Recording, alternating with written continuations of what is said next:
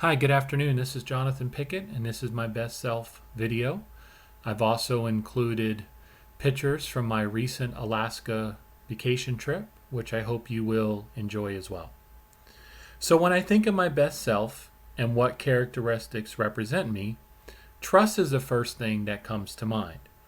I am someone that many people come to when they need help, or if they just want to have a private conversation, or need to vent about a problem they are having.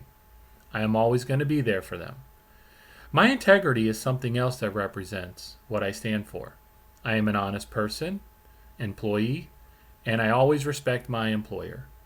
I will speak the truth about something, even if it is not what everyone wants to hear, but I will say it in a well thought out phrase. This is often referred to as people saying, I'm always politically correct. As I thought deeper about myself and everything I've learned from the class, I realized that I have strengths and weaknesses for communication. One of the videos that I enjoyed very much was the Michael Choi stated in his Science of Stage Fright that an estimated 75% of people have a fear of speaking in public. This is a major strength for me. I have never been one to shy from public speaking, and I have been told I have a good speaking voice and stage presence. I have a funny story. When I was in the fifth grade, I actually won a speaking contest. So I knew at a very young age that public speaking would not be a problem for me. But just like many people, prior to presenting, I still get nervous leading up to my presentation. But in order to overcome that, I make sure I practice sufficiently, have all my thoughts gathered, and I'll fine tune what I want to say just before my presentation. I do feel that I'm very confident and I'm a competitive person.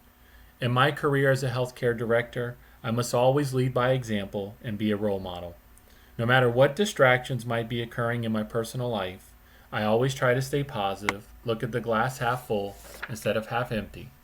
My coworkers and other leaders often say how calm I remain when issues happen and how easy it is to talk for me. I have worked very hard in my career to work on that. And I do believe this is one of my best strengths. I am very approachable, especially to those employees that might find it difficult to speak to someone with authority. I have always made sure that my employees would always feel comfortable approaching me or speaking to me about issues, no matter what problems they may have.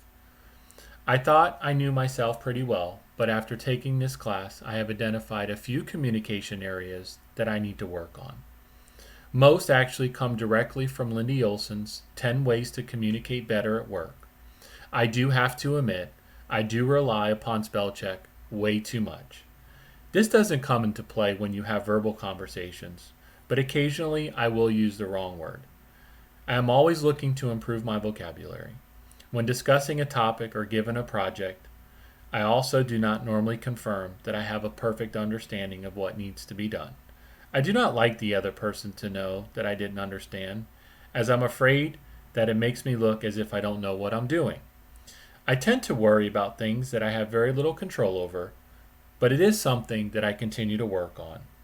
I also feel that I'm a private person. I don't usually disclose too much information about myself. I keep my private life separate from work, and I always remain positive no matter what might be going on. I do not like to take off a lot of days from work, though this is something that I need to work on. But I know that I can trust the people that work for me, and as a leader, you must give people an opportunity to show what they can do. Watching Amber Case's video, We Are All Cyborgs Now, when she stated that people are not taking time for mental reflection anymore, not slowing down or stopping, made me realize that this is something that I do not do either. And unfortunately, this is to my wife's dismay. But I have learned, in order to make her happy, that I have to work on this. So I end with these thoughts. I want to make an impact on the world and the 200 employees I work with every day. I challenge people to be better at what they do, and I also challenge them to be better so that they can affect the lives of others.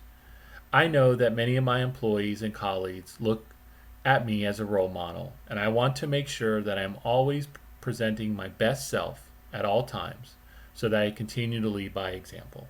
Thank you.